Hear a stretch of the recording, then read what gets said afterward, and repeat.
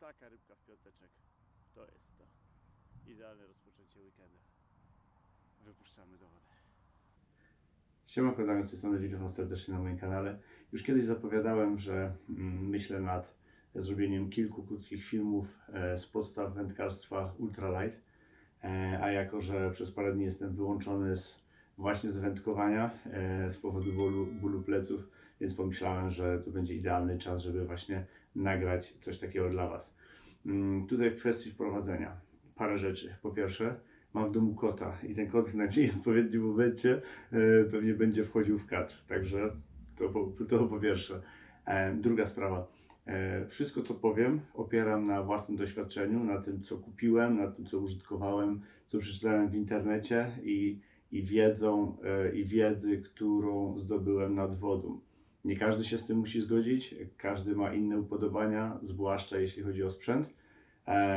Dlatego ten film będzie skierowany przede wszystkim dla osób, które dopiero zaczynają swoją przygodę z wędkarstwem ultralight i nie do końca wiedzą, jak tę przygodę zacząć, żeby nie wydawać nie wiadomo ile pieniędzy na sam początek, żeby zobaczyć, czy to jest dla nich. A wiem dobrze, że ogrom wiadomości na Facebooku, zwłaszcza na wszystkich grupach poświęconych wędkarstwu ultralight, może przyprawić o zawrót głowy. Postaram się chociaż trochę pomóc przejść przez te początki właśnie w wyborze sprzętu, chociaż tak naprawdę powiem Wam szczerze, że ja cały czas szukam swojej idealnej wędki i przez tyle wędek już przeszedłem, że masakra. Zresztą jak każdy z nas, który już troszkę łowił, każda jest fajna na swój sposób, każda jest inna, to na pewno, ale sam wiem, jaką wędkę bym wybrał na początek, więc i takie wędki Wam też będę polecał, a przy okazji pokażę Wam, jakie wędki ja mam, bo nie mam ich naprawdę dużo, posprzedawałem już znaczną większość wędek, które mam. Zostawiłem sobie dwie takie, które wiem, że są dla mnie idealne póki co. To nie znaczy, że to się nie zmieni w przyszłości. A ten odcinek będzie poświęcony właśnie wędce i kołowrotkowi, jako że to są dwie, można powiedzieć, najdroższe rzeczy z wędkarstwa. Później sami się dowiecie, że tak naprawdę ilość przynęt, które macie, ich wartość będzie przewyższać wielokrotnie wartość kołowrotka i wędki, ale to już sami się dowiecie o tym. Tak czy inaczej, chyba pora zaczynać. Także dzisiejszy odcinek będzie poświęcony kołowrotkowi i wędce. Zapraszam. No dobrze, pierwsze trzeba sobie powiedzieć, co to dokładnie jest wędkarstwo ultralight. Wędkarstwo ultralight, jak sama nazwa wskazuje z angielskiego, jest to wędkarstwo bardzo lekkie. Tak? Jest jeszcze extra ultralight, ale w to nie będę wnikał, to nie jest moje wędkarstwo, to już jest wędkowanie takimi tak zwanymi paprochami, czymś co waży do pół grama. Ja takich wędek nie mam, ja takiego wędkarstwa nie uprawiam, co nie znaczy, że Wy nie możecie spróbować. Ja Wam powiem takie, które mi najbardziej pasuje. Ja mam wędki w przedziale od 1-2 gramów do 10 gramów. Gramatura przynęt czy obciążenia pod te przynęty u mnie to jest powyżej grama, tak naprawdę powyżej 1,5 grama. To jest obciążenie główki, czy to główki jigowej w haku, czy czeburażki. Takie 1,5 grama to jest u mnie takie wyjściowe obciążenie i zazwyczaj nie schodzę poniżej niego. Najlepiej mi się tak łowi, nawet w zimę, kiedy trzeba mega wolno prezentować te przynęty. Ja po prostu najlepiej się czuję w tym przedziale, a w górę no to już zależy wszystko od wody, w której łowicie, czy to jest głęboka woda, czy to jest jakiś wartki nurt i znowu, czy to jest zima, czy to jest lato, czy chcecie szybciej prowadzić tą przynętę, czy wolniej, to już kompletnie zależy od Was. Moja gramatura to jest w granicach od 1,5 grama, tak jak powiedziałem, do 10 gramów, jako że taką akurat tą mocniejszą troszkę wędkę mam. Gdybym miał Wam polecić wędkę na sam początek wędkowania, na sam początek przygody z ultralightem, z czystym sumieniem, mogę Wam polecić wędkę od Mikado, to jest Big Slide Spin Light, bodajże tak się nazywa. Gdzieś w górze ekranu, albo z jednej, albo z drugiej strony wrzucę Wam link do filmu, w którym właśnie tą wędką łowiłem na kwisie pstrągi z powodzeniem. Uważam, że może na pstrągi gdzieś przy wartkim nurcie ta wędka jest troszkę za delikatna i tutaj by na pewno warto było skorzystać z wędki jakiejś troszkę mocniejszej, ale na początek wędkarstwa ultralight pod jakieś właśnie małe główki jigowe, pod jakieś czegóraszki, idealna wędka i bardzo tania wędka. Co najważniejsze jest właśnie dla tych, którzy dopiero zaczynają. Nie musicie wydawać nie wiadomo ile pieniędzy, nie patrzcie na wszystkie grupy, nie bierzcie wszystkiego jako prawdę, to co widzicie w komentarzach. Spróbujcie od czegoś tańszego, a sprawdzonego przez innych, a później jeśli Wam się spodoba, to wtedy możecie myśleć o czymś droższym. To jest taka moja rada na sam początek. Jakie wędki ja mam? To znaczy, ja przeszedłem tak jak powiedziałem wcześniej, przez wiele wędek.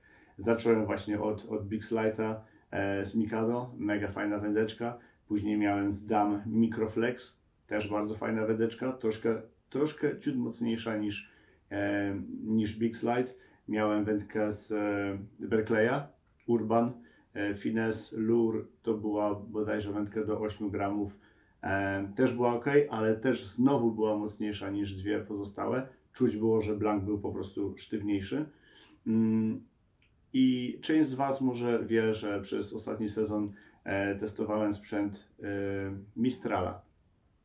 I trafiłem tam na wędkę, którą mogę z czystym sumieniem polecić. Wędkę, która została jako chyba jedna z nielicznych wędek z tej firmy została ze mną i zostanie póki się nie złamie, bo jest mega delikatna, ale jest naprawdę tak czuła wędka, że czuć na niej nawet najmniejsze ryby. I to nie jest, broń Boże, reklama. Tak jak mówię, każdy sobie znajdzie coś dla siebie. Ja, jeśli miałbym rekomendować Wam wędkę na sam początek, tak jak powiedziałem, Mikado Big Slide, ale wędeczka, którą mam i która, tak jak powiedziałem, zostanie ze mną na stałe.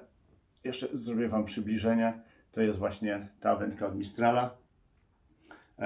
Jest to seria Cicata Pro Jigger 2,15 długości od 2 do 8 gramów. To wszystko zależy od tego, w jakich wodach będziecie wędkować. Jeśli to nie będą duże jeziora, jeśli to nie będą duże rzeki, a tak jak u mnie kanały czy jakieś mniejsze rzeczki, wtedy krótka wędka Wam w zupełności wystarczy. Dla mnie takim uniwersalem wędki to jest wędka o długości 2,10, 2,20. To znaczy wędka, którą jeśli brodzicie, to wiecie, że nie zahaczycie o jakieś drzewa, a jest na tyle czuła i na tyle długa, że można troszkę dalej nią też rzucić. Wędki przekroju 2,40, 2,50 sprawdzają się na większe rzeki, sprawdzają się na pewno na klenie z powierzchni, gdzie tą przynętę troszkę trzeba inaczej podawać. Taką wędkę też myślę sobie zakupię w następnym sezonie właśnie na klenie, ale póki co te wędki 2,10 sprawdzają mi się idealnie od kilku lat i właśnie na takie wędki stawiam. Drugą wędką, którą mam od jakiegoś czasu, jest to wędka od Westina. Jest to Street Stick 2,13 znowu, czyli bardzo podobna długość, od 2 do 10 gramów. I to jest wersja W4. Czyli znowu podobna długość, jednak ciężar wyrzutu, czyli ciężar jaki ta wędka, w jakich ta wędka najlepiej obsługuje przynęty, jest troszkę większy niż w tej wędce od Mistrala, ale ta wędka jest też dużo bardziej sztywna, więc używałbym ją na pewno pod pstrągi na pewno i z takim zamysłem ją też troszkę kupiłem po to, żeby właśnie ją mieć następny sezon na pstrągi, tam gdzie jest troszkę szybszy nurt, tam gdzie ja uwielbiam pstrągi łowić obrotówkami. W następnym roku jeszcze dołożę do tego wahadłówki. Mam tutaj fajny pomysł i na pewno się z Wami nim podzielę wcześniej czy później. Tak czy inaczej, obrotówkami, które stawiają już same w sobie większy opór w wodzie, a jeśli do tego dochodzi jeszcze nurt, no to trzeba mieć tą wędkę troszkę bardziej sztywną, żeby czuć brania ryby i żeby dosyć pewnie tą rybę można było podebrać, bo jak wiecie, pstrągi są silnymi rybami, ale są też bardzo delikatnymi rybami. Im szybciej znajdzie się taka ryba w podbieraku, tym oczywiście lepiej dla niej. Mniej stresu i mniej siły ją kosztuje walka, zwłaszcza właśnie w jakimś nurcie, także ta wędeczka dla mnie sprawdzi się idealnie pod pstrągi, albo może jeśli się będę wybierał na jakąś łódkę w następnym roku pod większe obciążenia, właśnie takie myślę 8-10 gramów główka jigowa, gdzieś gdzie jest głębiej, idealnie sprawdzą się te dwie wędki na przyszły sezon dla mnie. Tak jak powiedziałem, jeszcze na pewno się rozglądam za wędką typowo pod klenie, wędką mega długą, taką 2,50, myślę 2,50, 2,60 długości, delikatną wędeczkę i to znowu będzie ultralight, bo to znowu będzie ciężar wyrzutowy maksymalnie do 10 gramów, ale to już jest opowieść na następny raz. No, wszystkie wędki i wszystkie kołowrotki, o których dzisiaj jest mowa, zamieszczę w opisie pod filmem, także sobie sprawdźcie na spokojnie. Może nawet znajdę Wam gdzieś jakieś linki do Allegro, tak żebyście mogli sobie od razu zobaczyć i jeśli będziecie chcieli, to sobie oczywiście taką wędeczkę czy kołowrotek zakupić. Tak jak powiedziałem, na sam początek nie przepłacajcie, bo jest bez sensu. Teraz firmy robią naprawdę w fajnych pieniądzach, fajnej jakości wędki i naprawdę nie za miliony możecie zacząć naprawdę wędkować. Dobrze, omówiliśmy sobie wędki, myślę teraz czas na kołowrotki. Ogólnie z kołowrotkami jest tak, że oczywiście im droższy kołowrotek, tym z reguły lepsza jakość tego kołowrotka. Większa ilość łożysk, z lepszych materiałów taki kołowrotek jest wykonany. Jednakże większość kołowrotków, i może powinniśmy zacząć, kołowrotki do ultralight. To są kołowrotki w przedziale wielkości od 500, ale myślę, że tak realnie 1000